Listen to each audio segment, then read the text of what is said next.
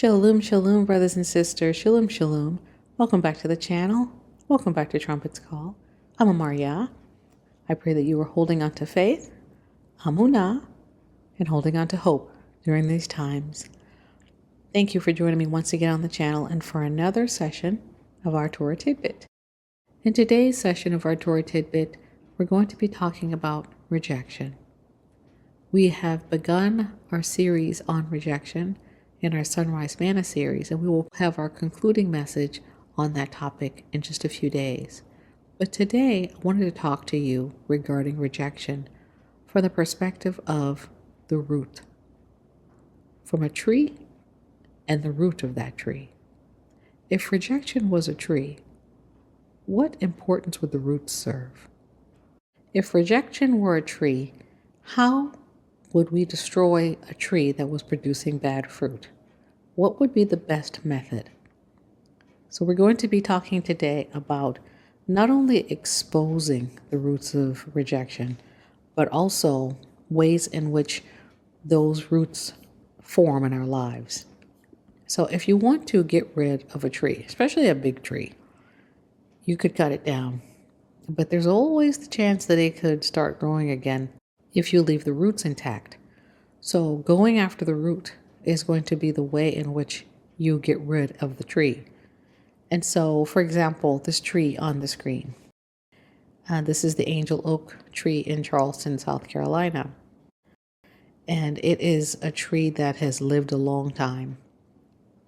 You can see that it's been through some things, and yet it still continues to endure. When you look at this tree, the canopy is massive. It is immense. So if the canopy is immense, you can only imagine what the root system looks like, because typically the root system is bigger than the canopy of a tree. And so you can only imagine what the root system looks like. So if this tree started to be poisoned, for example, from the root, this tree, this great mighty oak, live oak, would be no more. So roots play an important role in the lives of trees. Here's another image on the screen of another tree. And in this tree, you can see that the roots have been exposed. They are above the ground. And this is what they look like. They snake their way in all directions, clinging to soil in order to hold the tree intact and preserve the stability of the tree. Now, they do other things as well. And so we're going to get into those things as we begin our lesson talking about trees. In order to have a better understanding of rejection as a tree, we'll talk just briefly about real trees. So, as we begin, what is a root? We know what a tree is. We've seen them. But what is a root? Roots are the foundation of a tree. The foundation. So if a root is the foundation of a tree, then a root of rejection is the foundation of rejection. This root absorbs water and minerals. It anchors the tree and it helps to store food reserves. So this root is very important for helping to keep the tree stable, anchored in the ground, for storing food and reserves for what it will need in the future so it can survive, also absorbing water and minerals. So everything that this tree needs for living, except sunlight, is in the root system, or provided by the root system, or handled in some way by the root system. So the root system plays a really big role. And like I said, if you attack the root, you kill the tree. So let's continue on. Here's another image on the screen of a tree. It's a single tree, and you can see an image there of its extensive root system going in all different directions. You see the taproot coming down, one or two main roots coming from the center channel of the tree, and then you'll see all of the roots going in different directions, stabilizing and anchoring the tree and making sure that it gets what it needs in order to survive. Now, trees are one of my favorite things, and so the thought of a tree being no more doesn't make me happy, but the thought of a tree producing bad fruit being no more makes me very happy. The Father wants us to walk in freedom. He wants us to walk in truth. He wants us to walk as His Son walked. And we cannot walk around like Yahushua holding on to rejection. So let's continue on. What more can we learn about trees? Contrary to popular belief, tree roots are typically found in the top 3 feet of the soil. So you would assume that most trees have all of their roots under the ground, but apparently that's not so. Most trees have at least part of their roots visible, as we saw in the tree that we just looked at a moment ago. It is made up of 2 kinds of root, large perennial roots and smaller, short-lived feeder roots. Okay, so these roots that attach themselves to the ground, they make up the substance of the tree. Without the root, you really can't have a tree. So they play an important role. Here's another image of another tree and its root system above the ground. So you can see the extensiveness of those roots and how they branch out in all directions, looking to bring stability and mineral resources and water to this tree. Continuing. What are the function of roots? Roots perform the following functions. They absorb water and nutrients from the soil. They anchor the plant firmly. They help in storing water and nutrients, as we said a moment ago. And the roots transport water and minerals to the plant. Once again, reiterating, it is an important function that the roots play. Without the roots doing their job, the tree can't survive. Without roots, trees cannot live. So we're going to get into our study today about the roots of rejection. After having just a little lesson on trees, tree roots that is, and how they function, we're going to get into our lesson on the roots of rejection. Because in order to uproot rejection, you have to uproot the root. If you don't uproot the root, you don't take care of the source that's feeding the tree. And the tree is producing fruit, and the fruit is wreaking havoc in our lives. And so if we want the fruit to stop, we've got to get to the root. And we do that by Yahuwah's help, by his enabling and by his power. We can't do it on our own. We need him. So let's begin with rejection. We have already looked at roots and we've already looked at the function of roots. So now we're going to look at the word rejection and what it is defined as. And we see it being defined as the action of rejecting, the state of being rejected. We're going to skip down to the second definition, which is something rejected. So rejection essentially means the act or action of being rejected. So if we want to know what that is, we've got to go to the word reject and see how it is defined. So Webster's defines the word reject as to refuse to accept, consider, submit to, take for some purpose, or use. B, to refuse to hear, receive, or admit, to rebuff or repel. C, to refuse as lover or spouse.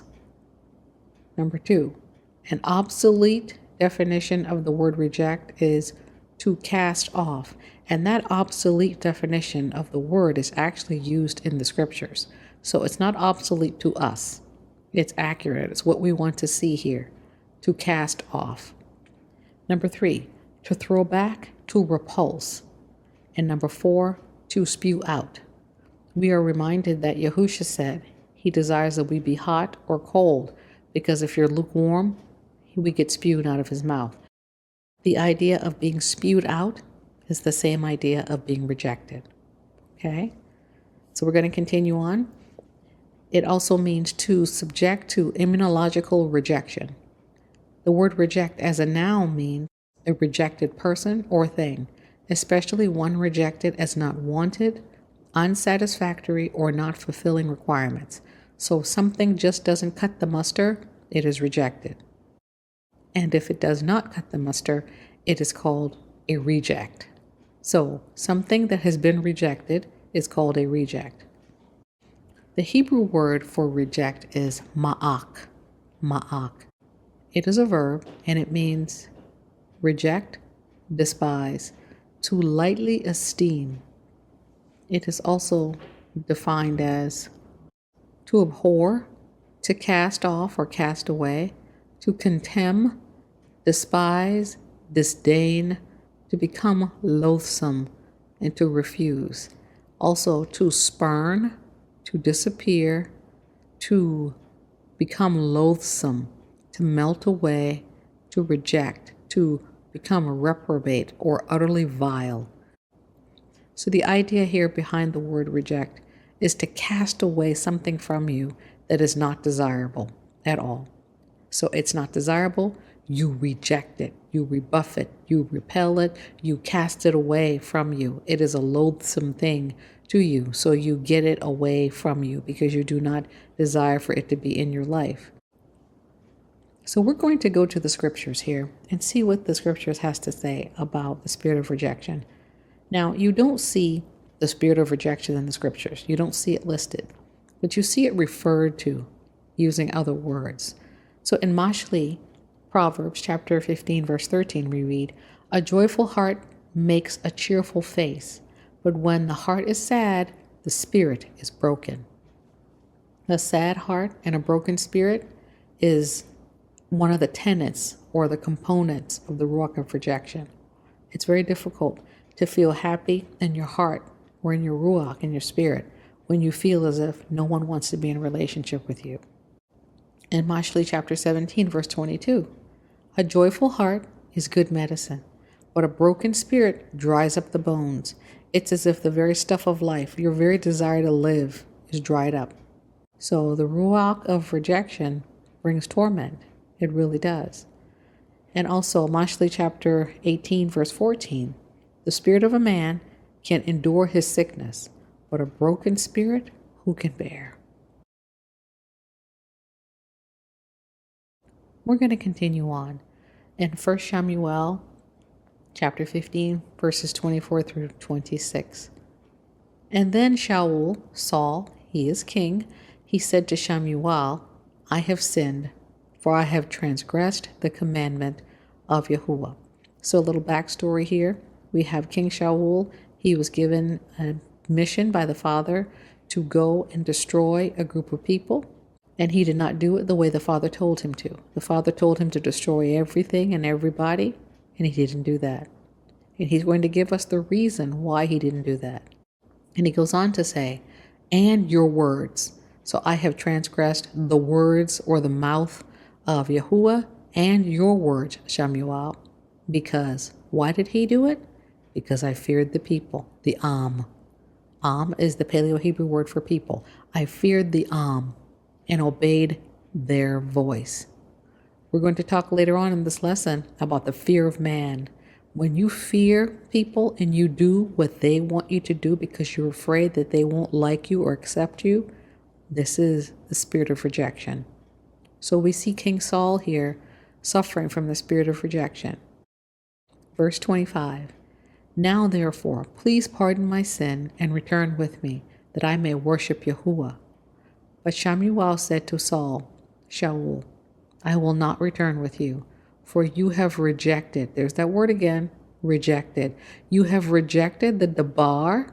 The Debar means word in Hebrew. You have rejected the Debar of Yahuwah, and Yahuwah has rejected you from being king over Yasharal. So we know this word rejected is ma'ak. It is the word ma'ak. So Shaul ma'ak and Yahuwah ma'ak. And this is the way I imagine it being. Let's go back to the definition of the word reject. Saul, King Saul, he rejected the commandment or the word of the Most High Yahuwah. So he refused to accept, he refused to consider, he refused to submit to, he refused to take for some purpose, he refused to use it for his betterment, he refused to hear, to receive, or admit. He refused to receive the word of the Most High and then obey. Okay? He refused that. The word for obey in Hebrew is the same word for hear. So to hear should lead you to obedience. So Shaul, it did not lead him to obedience. So he rejected the word. He ma'ak the word. And then Yahuwah ma'ak rejected him. What did Yahuwah do? He repulsed him. He spewed him out. He says, you will no longer be king. I'm casting you out of your role because you did not submit, you did not shama, you did not hear and obey. Okay, so the idea here of rejection is it's twofold. It's you reject to do, to accept, to consider, but also there's this idea of being cast out or pushed out. We're going to continue on. We're reading Aub or Job, chapter 7, verse 11. And it reads, therefore, I will not restrain my mouth. I will speak in the anguish of my ruach, my spirit. I will complain in the bitterness of my soul, or my nafash. This word for bitterness is the word mar or mara, and it simply means bitter or bitterness. A bitter thing, bitterly, discontented, embittered, or great bitterness, or greatly distressed. It's something that's happening that causes you to feel great anguish, great sadness, great sorrow, and you don't like it. It's bitter, okay? Imagine swallowing something that's bitter, that turns your stomach and turns your heart because you hate it so much. This is the idea behind the bitterness of soul, or the bitterness of nafash, okay? And this word nafash, which it's nefesh in the modern Hebrew, but nafash in the Paleo-Hebrew, it simply means a soul, a living being, your life, yourself, your person, with your desires, passions, and appetites. Okay, so the very essence of your life, of who you are as a person and how you operate in the world, is experiencing bitterness, according to Aub, chapter 7. He's experiencing bitterness because of what he's going through. He's going through some things, and he's experiencing bitterness of soul. And some people who experience rejection feel a bitterness in their souls. Another verse of scripture, Ruth chapter 1, verse 20. Don't call me Naomi, which means lovely or pleasant, she responded. Instead, call me Mara, for the Almighty has made life very bitter for me. Once again, we see this word bitter. It is something that is unpleasant, something that takes the soul and makes it feel anguished. This word also means to be in, to deal, to make bitterly, or be moved with choler, to be grieved in heart. It also means, and this word mar in the Hebrew means water. Mar, it means water. So it means to trickle, like to trickle with water. So when you think about this, to trickle with water is an indication of tears. To cause someone to trickle with water is to cause them to cry. So whatever this event is that's happening in someone's life, it's causing them to mar, to create or trickle water, and be sad, and be heartbroken, be grieved, be provoked, be vexed. Okay? So this is the idea of bitterness.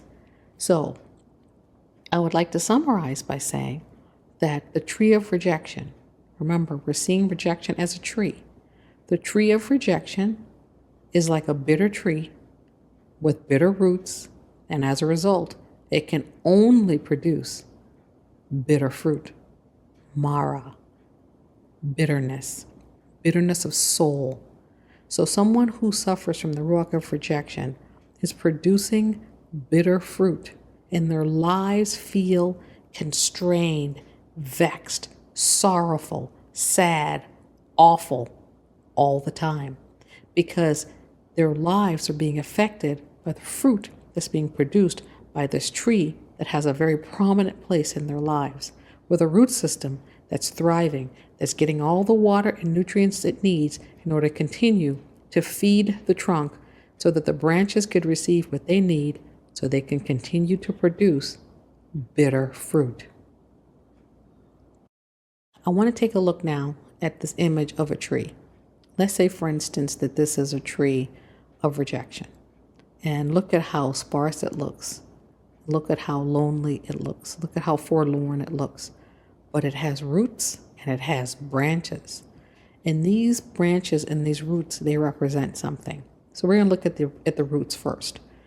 We see a root of bitterness, because oftentimes you see a root of bitterness or a ruach of bitterness that tags along with the ruach of rejection, the spirit of rejection. We see a spirit of insecurity. We see, along with the spirit of rejection, an unloving spirit. Because if you feel rejected all the time, you can't love. You can't love anybody else because you can't love yourself. So that tags along as well. And probably, most likely, part of the trunk, you're going to see some anxiety and fear. You're going to feel as if, how can I face the world?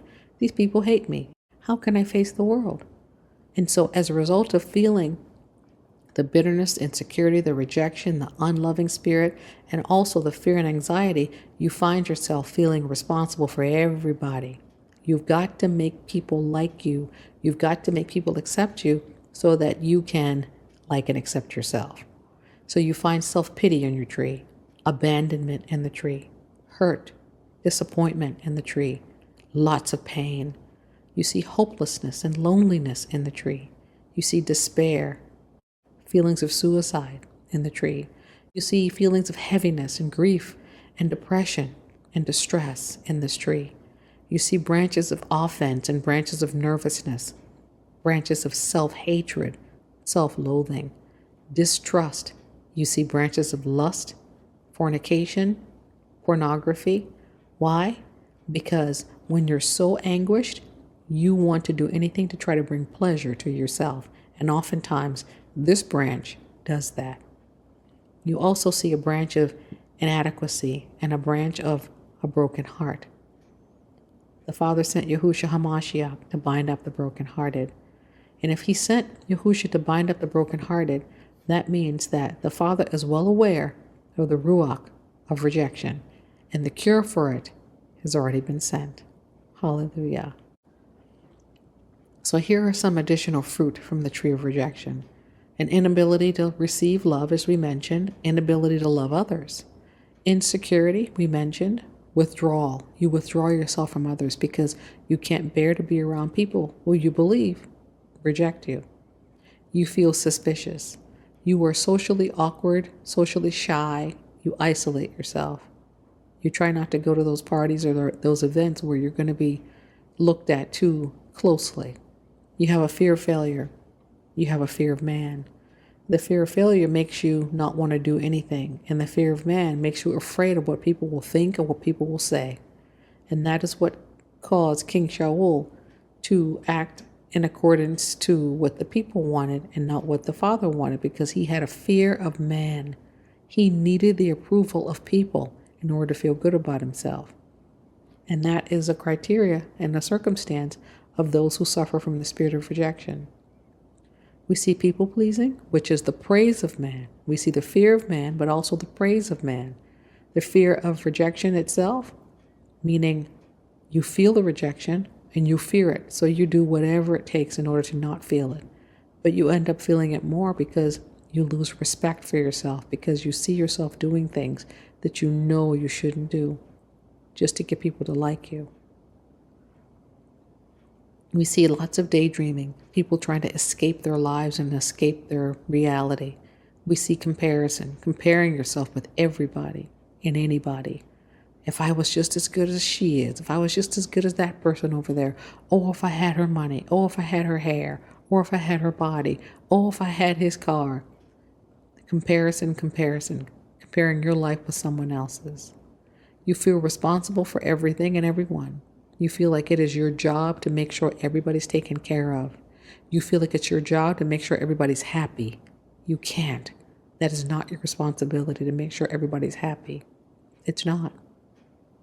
Failure to launch, meaning it takes you a long time, first of all, to make decisions about things. And once you do make decisions, you will look for reasons why your decision is wrong and bad, and then you can just shrink back. So it's kind of like a double-mindedness. And also a failure to launch yourself into what Abba has for you because you're so afraid that it won't work out. Also, inordinate affection, where you feel inordinate affection for people, you idolize people, perhaps you idolize places, you idolize things, you idolize your pets. We're going to talk about that in another lesson. And just a level of immaturity. This failure to launch is also indicative of the failure to launch yourself into maturity, responsibility, adulthood. Okay, so it's this delayed onset of adulthood. We also see anger, hardness, rebellion, bitterness, resentment, self-pity, despair, suicide, and crime. Yes, crime, because oftentimes people who experience the spirit of rejection find themselves wanting to be so accepted that they end up uniting themselves with gangs or groups of people who don't mean them any good. They are looking for a family. They're looking to belong. So they find themselves involved in things that break the law. But their goal and their objective is just to feel like they're a part of something. And oftentimes it's the wrong thing. On psychologytoday.com, I screenshotted this little snippet from an article that I read, and it reads, "Rejection piggybacks on physical pain pathways in the brain.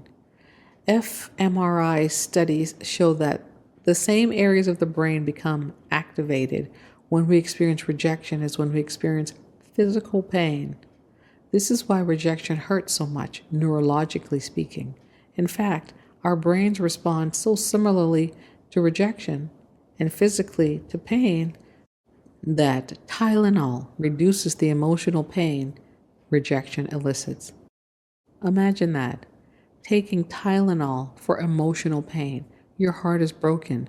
You take Tylenol, you feel better. Why? Because the body processes emotional pain in the same way that it processes physical pain. The same pathways in the brain are excited. So it really does hurt when you hurt. When your heart is broken, you really do feel as if it is physical pain. And that's why you feel the way you do. It's legitimate. But once again, the Father has sent us a remedy and a cure to heal our broken hearts and to bind up our wounds and to apply a balm to those things that hurt us so. Rejection creates surges of anger and aggression. In 2001, the Surgeon General of the United States issued a report stating that rejection was a greater risk for adolescent violence than drugs, poverty, or gang membership. Countless studies have demonstrated that even mild rejections lead people to take out their aggressions on innocent bystanders. School shootings, violence against women, and fired workers going postal are other examples of the strong link between rejection and aggression. However, much of that aggression elicited by rejection is also turned inward, and when aggression is turned inward, it becomes suicidal. So we see in this little snippet here that if someone does not deal accurately with what they're feeling, the pain that they're feeling inside, the feelings of rejection, of not fitting in, of not belonging, they can actually physically turn their pain toward aggression, turn it outward to harm another person. And this happens, unfortunately, all too often. We also see that we can relive and re-experience social pain more vividly than we can physical pain. Meaning, if you stub your toe, you're not going to replay that over and over and over again because you're not going to keep re-stubbing your toe over and over and over and over again. After the first time, you're going to say, that's it, I'm done with that.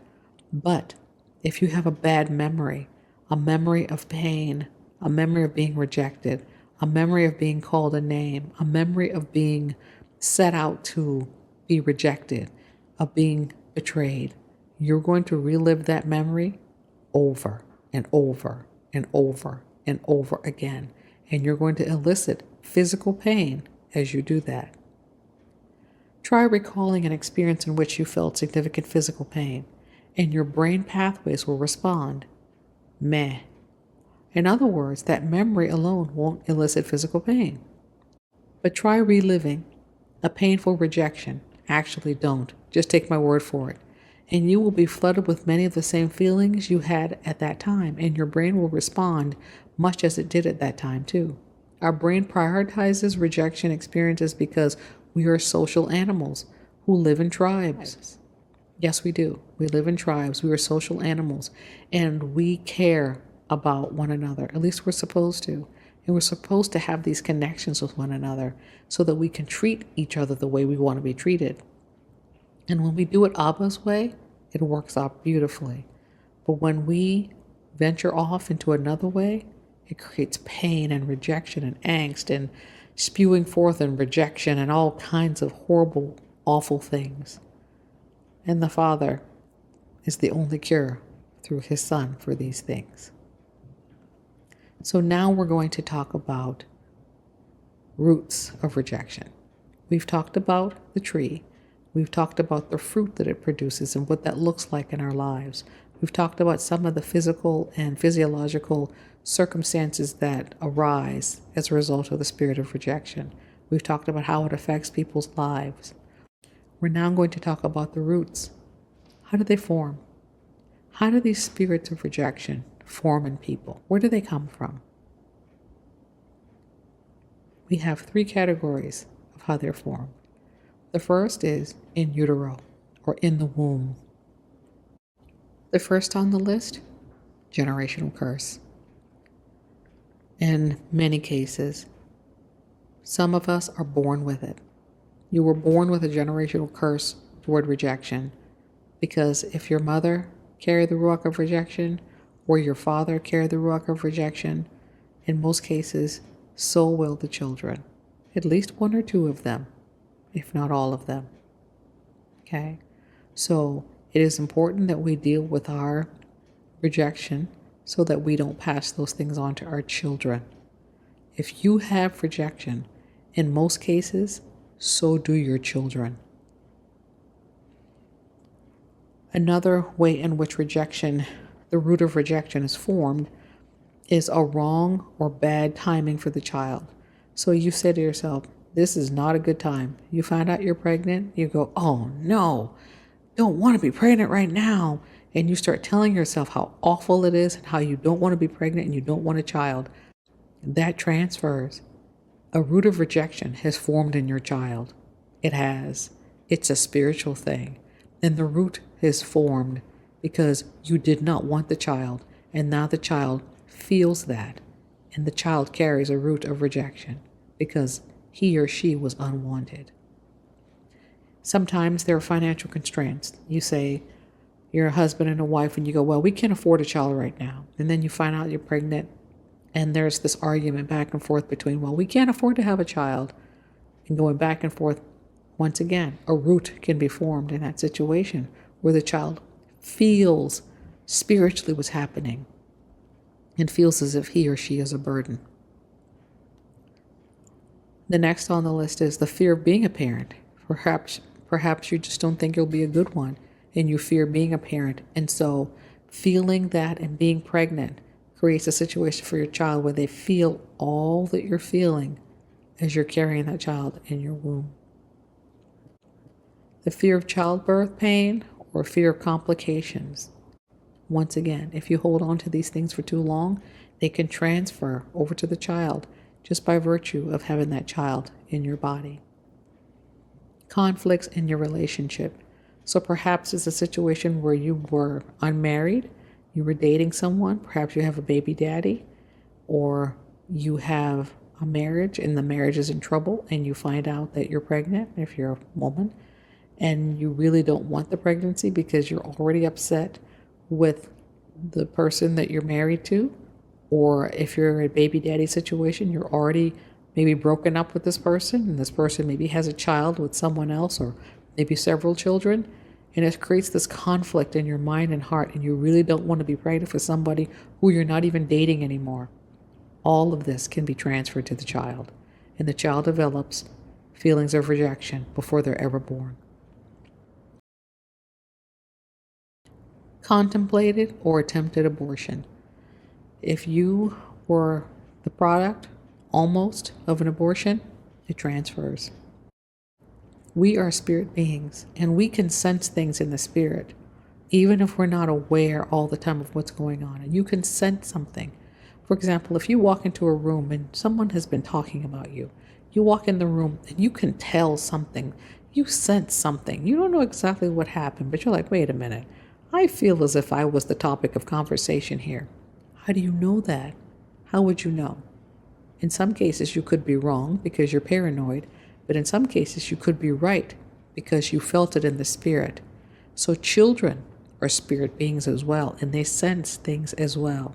And so if there was a child and that child was an almost product of an abortion, perhaps they developed a ruach of rejection by having the parent, the mother, who was supposed to hold them dear in their bodies and nourish them and comfort them and keep them and protect them, want to end their lives. So perhaps you were a child who was conceived out of wedlock. There was a time, and there probably still is to some degree, where that was a shameful or sinful thing. It still is something that goes against Abba's Torah, but it's not so much of a shameful thing in society as it used to be. But perhaps you were born out of wedlock. Your parents weren't married, and there was a shame on you because you were a child who had no father and mother in your house. Perhaps you were conceived as a result of rape or molestation. And if you were, that's going to carry a huge feeling of rejection just by virtue of the fact of how you came into being. So these are all examples of how the roots can begin to be formed and grow. A mighty oak of a tree of rejection. Continuing. Our next category I've called unfortunate circumstances. And in this category, we see the child feeling a sense of rejection because they feel unwanted because they were the wrong gender. Perhaps the husband really wanted a son, and he really wanted a son. And once it was time for the gender reveal, and he found out that it was going to be a daughter, he rejected that child. He was like, no, I wanted a son. That transfers. That can transfer to that daughter, and she can feel as if she's not wanted.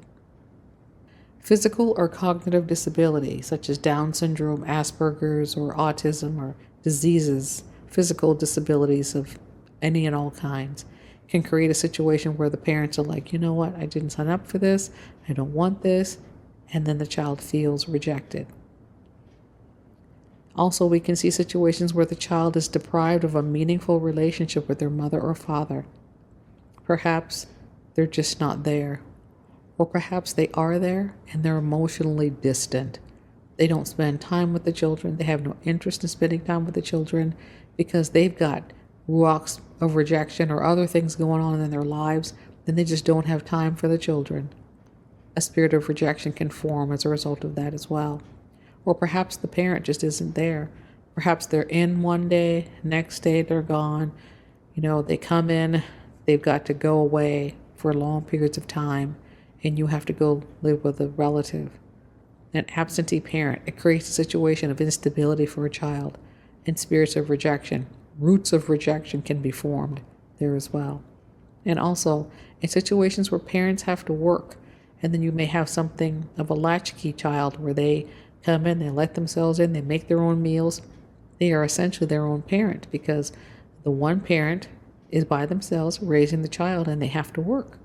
So it creates a situation where the child is not nourished and cared for and taken care of in the way that he or she needs to be in order to feel secure so that they can accept the love that's being given to them and not develop a root of rejection. In our next section, we have unfortunate circumstances continued. We also see roots of rejection forming as a result of adoption. Some children finding out that they are adopted and they didn't know. And all of a sudden they feel like a reject. I've been rejected. In cases of abandonment, where the child was abandoned by perhaps a parent and had to be raised by a grandparent or an aunt or uncle. Situations where a parent died and perhaps they were a good parent, but they died or perhaps both parents did, and it leaves the child feeling like they have no certain dwelling place. They feel like an orphan. They develop a spirit of rejection. Or in cases of divorce. Now, I know society tells us that divorce is all happy, and as long as the judge comes in and works out the divorce details and you get visitation rights, that it doesn't affect the child. But that's not so. We are all meant to live in stable homes and stable families with a mother and a father. That's the way the Father developed it. That's the way He created it to be. Two people, a husband and a wife, becoming one flesh, raising children. And when you don't have that, for whatever reason, no judgment, but when you don't have that, the children are affected. They are.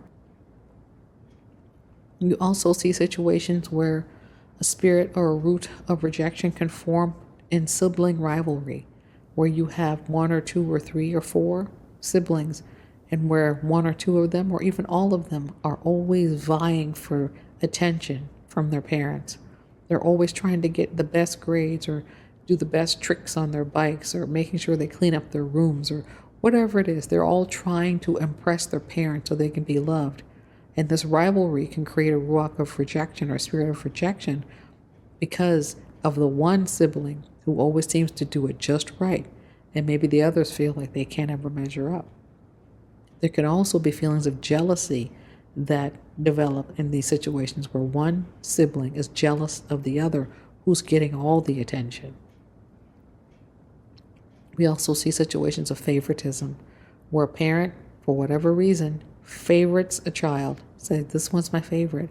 They may actually say it, or they may just act it out, where they are giving that child all of their time, all of their attention, all of their affection, and not so much for the others.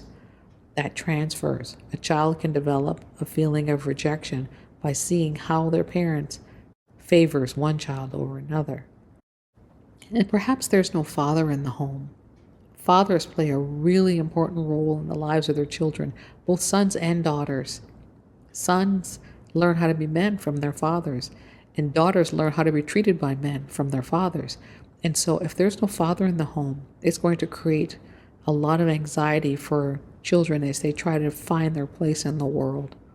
Fathers offer a sense of belongingness. I know where I come from. And when there's no father in the home, it's difficult to find your way or to feel as if you fit in or you belong. Also, poverty.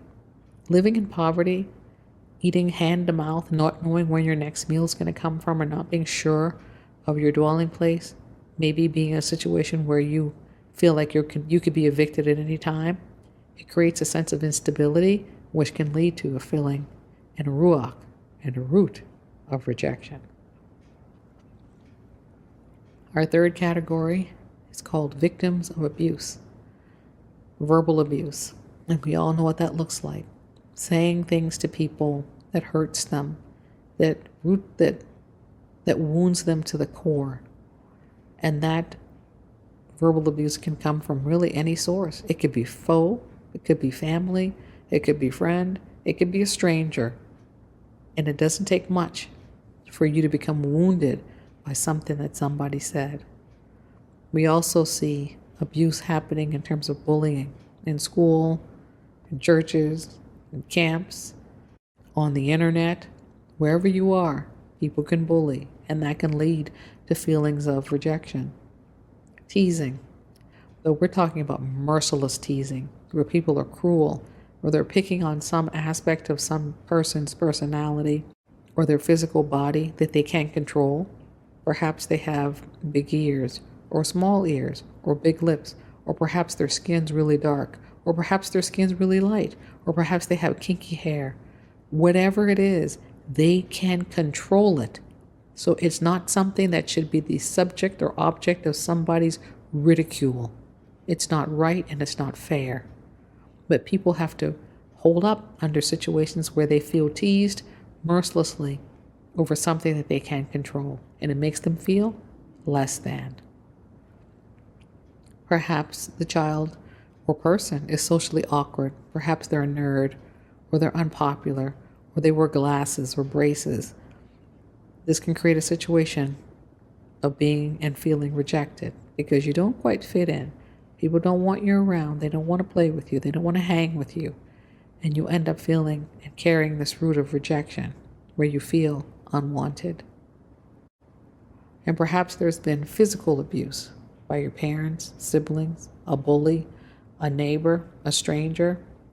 In situations like that, perhaps you're feeling unsafe, insecure, unsure, and you develop a feeling of rejection because the people who were tasked with the responsibility of taking care of you, making you feel safe, perhaps you don't feel that they're up to the job. So you feel and you start acting as if you have to do it for yourself. You have to take care of yourself. You have to protect yourself. And you end up in one of those situations where you become more narcissistic because everything's about you. Everything's about making sure that you get what you need. And all of that could have begun as a child because you were abused and your parents weren't there to protect you. Or perhaps they didn't know about it. Perhaps they didn't know.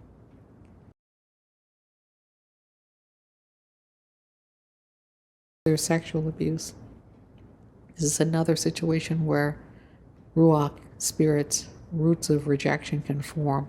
And this is a really sad situation, especially with children who don't feel as if they can say anything. They don't feel as if they'll be believed. So they hold their secret and they bite their tongue and they suffer. And they don't feel safe and they don't feel protected. And that root of rejection and that root of bitterness and that root of insecurity, they continue to grow, and the tree continues to grow, and the fruit continues to fall. And finally, in our list, we have exposure to sexual content while in childhood. This can lead to all kinds of really bad and negative things, but being forced into situations before you're ready for them, being forced into knowing things that you shouldn't know until the father says you should know them, can create, once again, a sense of instability for a child. And where there is instability, there's opportunity for rejection, because a child has a great need to feel balanced in their emotions, in their home, to feel as if they're going to be taken care of, there's going to be food on the table, their parents love each other, their parents love the children. They need that. And when you introduce something sexual into the mix before a child is ready for it, it throws them off balance. And it introduces ruachs, spirits, not just of rejection, but other kinds as well. Lust and perversion, it travels, it hangs with the spirit of rejection. They're buddies. So you can see how if the lust and perversion is introduced, the rock of rejection is not far behind. So what do we do with this information? We have now determined how roots form. We talked about the fruit of rejection. What do we do with these things? Well, there's more to learn because we have a lesson coming up in a few days, part 2 of our series on rejection. And in that lesson, we will talk more about overcoming the spirit of rejection. But I wanted to do this little interim lesson just to introduce the roots and how they form. And as you have been praying those prayers that I provided for you, and as you have been seeking the Most High for healing, I want you to be aware that sometimes Abba may take you back to the source. He may take you back to the root or the roots, plural, of your feelings of rejection, of your spirit of rejection. There could be more than one. Perhaps you were born in a situation that was unfavorable, where your parents couldn't afford you, and perhaps they did not have a good marital situation going on, and perhaps there was infidelity, and perhaps you were in poverty, and perhaps you got involved in a gang. You see all those roots? There can be multiple roots. And so the Father, in all likelihood, will cause you to go back to each one and bring these things to your remembrance so that you can repent of the things that you have done wrong, and so that you can ask for healing for the things that were beyond your control. And so be aware that the roots have to be ripped up. If the tree is going to be prevented from producing bitter fruit in your life, the roots, the bitter roots, they have to be exposed, first of all, and they have to be hacked to pieces, or they have to be uprooted. And only the Father can do that. We don't have that kind of strength or power, but AmarYaH does. And He has the ability to help you to overcome things that you can't overcome on your own.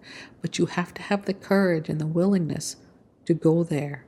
You have to have the courage and the willingness to allow Him to show you some things and to expose you to things that happened so that He can bring about truth and exposure and healing. He desires to rip up all the roots of bitterness that afflict us and affect us. But we have to allow Him to put His finger on things that we may want to remain hidden. You cannot allow things to remain hidden and walk in wholeness and healing. So be willing to allow the Father to reveal these roots in your life. And as we have been reading over these, perhaps some things are already triggering you, and perhaps you're already aware, yes, I realize this happened, or yes, I realize that happened. Don't run away from it. Don't try to hide it or cover it over with dirt. All you're doing is giving the root system a place to continue to grow and strengthen. Run to Abba. Run to AmarYaH and say, I need help. I need deliverance. Show me what to do. I need help. I need help. Oh, Papa. Oh, Father. Oh, Ancient of Days. Oh, Healer and Sustainer. Oh, King of Heaven. Heal me. Feed me that bread from heaven so that I want no more. And He is faithful. He is faithful. I pray that you will join me for our next lesson on this topic, and that the Father will continue the healing that He's begun in each and every one of us as we walk away from the spirit of rejection and walk in the glorious liberty of the sons of the Most High Yahuwah. There's a purpose and a plan for us, and there's a reason for our suffering. It wasn't for naught. It wasn't for no reason. There was a reason for it, and only the Creator knows what that reason is. You don't know. Your mama doesn't know. Your daddy doesn't know. The demons and the spirits, they certainly don't know. Only Abba knows. So may we continue to seek His face so that He can reveal to us all of the things that we need to know. So thank you for joining me once again on the channel, brothers and sisters, and for another session of our Turah Tidbit that has turned into a Turah chunk. It happens on occasion. And so I pray that the Most High Yahuwah would baruch and keep you, that He would make His face to shine upon you and be gracious unto you, that He would lift up His countenance upon you and grant you shalom, shalom, peace in every area of life. And that as you explore the roots of all the things that you have been through, that you would allow the Father to begin His healing process, healing one root at a time, uprooting one root at a time, ejecting, spewing forth away from you one root at a time, rejecting the spirit of rejection so that you can walk in acceptance. Shalom, shalom, brothers and sisters. Shalom, shalom.